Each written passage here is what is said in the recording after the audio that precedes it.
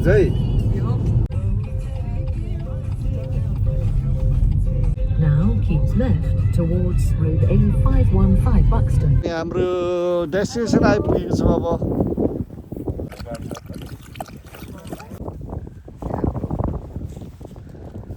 माछा तयार भइराख्नु भएको छ यो ठाउँको नाम के भन्नुभयो हजुर यो डोपडेल अनेस्टी बक्स हाम्रो यात्रा सुरु भयो क्याम्पिङ साइट पुराना घरहरू वेस्टर्नको यो भिलेज होला यहाँले हामी यहाँ ओरिएन्टेड हुँदैछौँ युकेभरि यस्ता गाह्रोहरू छन् यहाँको ढुङ्गा हाम्रोभन्दा केही सजिलो जस्तो देखिन्छ यो गाह्रो लाउने जुन धैर्यता पर्खेर लगाएको छ यो हामीले हिसाब गरेर वर्णन गरेर नसकिने अवस्थामा छ योभन्दा अगाडिको भिडियोहरू पनि मैले राखेको छु यो ठाउँ बनाउनलाई उनीहरूले गरेको परिश्रम कस्तो छ यो देशमा भाँचियो छोडिदिउँ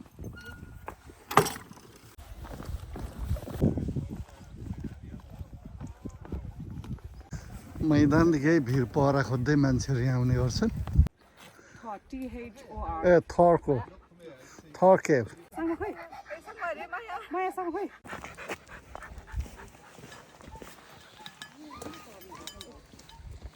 यहाँ रहेछ कि को जान्छ जानेर थर केभ सबै क्युमा छ नि जानलाई र यहाँ जान सबै क्यु गरिरहेछ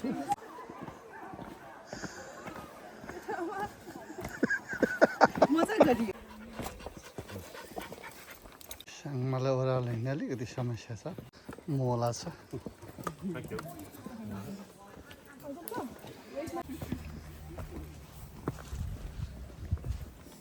Thank you.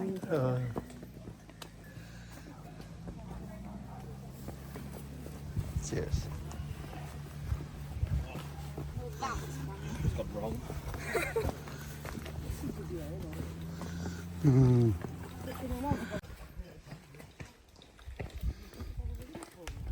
यो गल्छी यहाँदेखि ओह्रालो जानु रहेछ तल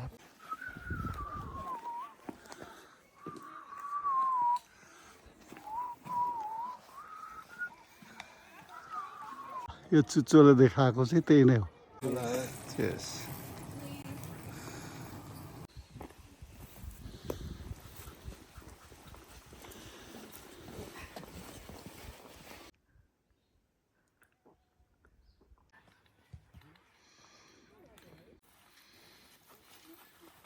राको नानी होइन यो पात हो नि त रातो होइन र पात यही हो रातो मायाहरू है मायाहरू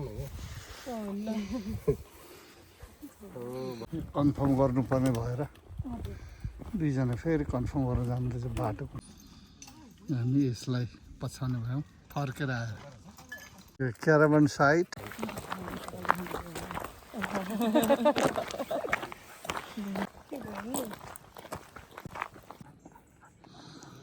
यो टिसमा आइपुग्यो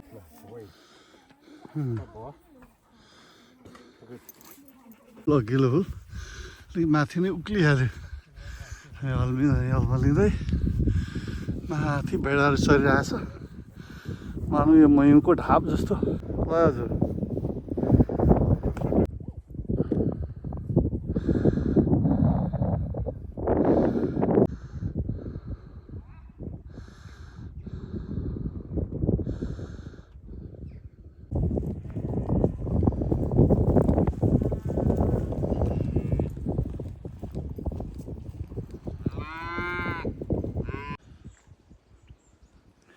गाईका बाछा लाग्छ यिनीहरूको अब यिनीहरूको मर्ने दिनहरू नजिकेको होला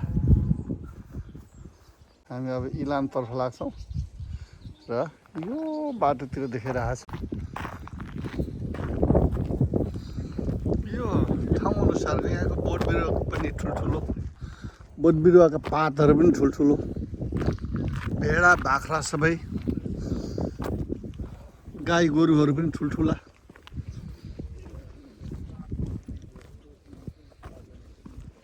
मान्छे पनि ठुलो। यो जति हेर्नु चाहिँ यसलाई इन्लाज गरेर हेर्नु हो भने जम्मै पाखा भित्तामा सेता सिता खर्किरहेका सबै भेडाका रासहरू देखिन्छ। 10 माइलको म्यानिफोल्ड ट्रायल। यो डबडेल एरियामा छौँ हामी। आधीभन्दा अलिक बढी हिँडेको हाम्रो अनुमान भयो र अब रिफ्रेस भएर अब बलियो भएर हामी जाँदैछौँ। अहिले खाएको चाहिँ यहाँदेखि पर एउटा गाउँ छ, सायद त्यो होला इलाम पार्क।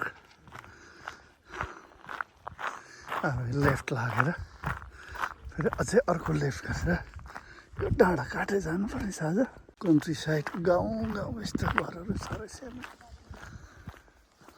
थाहा छैन। मान्छे बस्ने घरभन्दा पनि यो कारखाना जस्तो छ।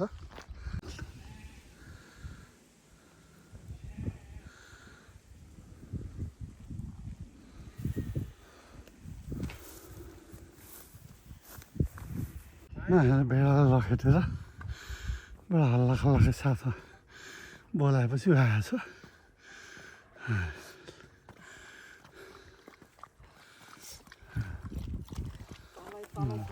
फुल कोर्स घुमेर आयो। फेरि बेला गाई बस्तु हामीले त्यही पारिपट्टिको त्यो वनको मुनिबाट बसेर एउटा खाजा खायो अघि।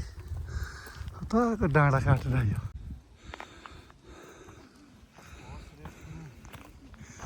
ल फलामकै भार रहेछ जालीको साथमा पनि। हेर्नुहोस् यो चाहिँ ब्राइडन लिमिटेड 5% एलाउड।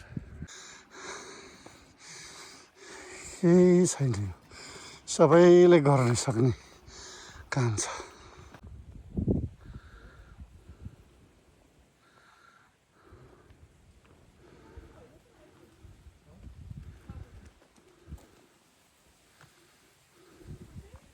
पाइएन, पब्लिक प्रपर्टी जतासुकै हिँड्नु पनि नपाइने।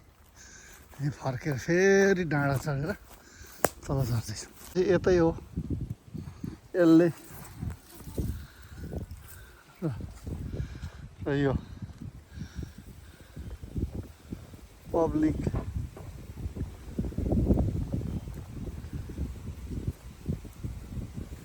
फुटपाथ भन्छ यसले। हेरेको फार्म हाउसमा चाहिँ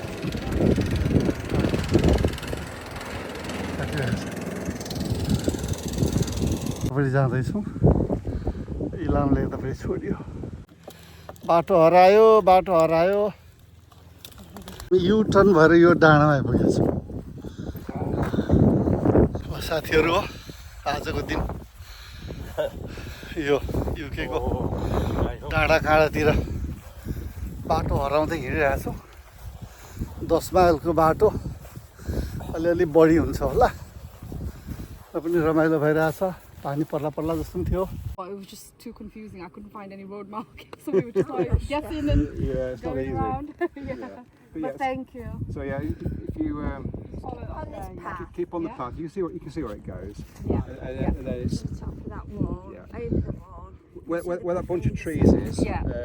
Just as you say, when you get to that bit, you go through a gate, and then bear left, and then you'll go over a stile, and you'll be right on the edge of the valley. Okay. Turn right. Perfect. It's not a little gate. This side of that across. Yeah. It's not a little. It's a big gate. Oh, okay. Yeah. All right. Thank you very much. Thank you. Bye.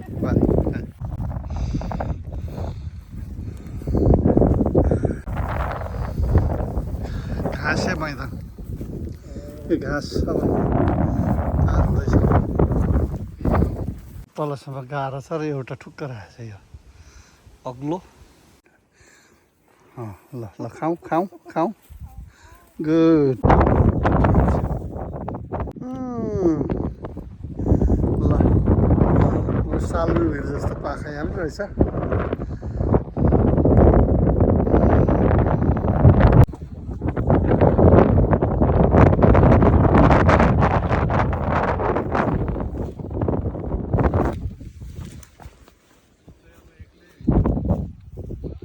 यो ठाउँमा ढुङ्गा नपाइने यस्तो विशाल विशाल फाँटाहरूमा ढुङ्गाको पर्खाल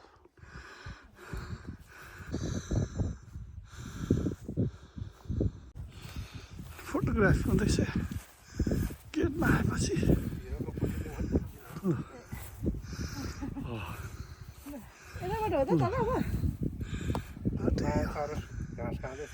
ए जस्तो लाग्यो मलाई Over the hill on you. ल ल जाउँ ल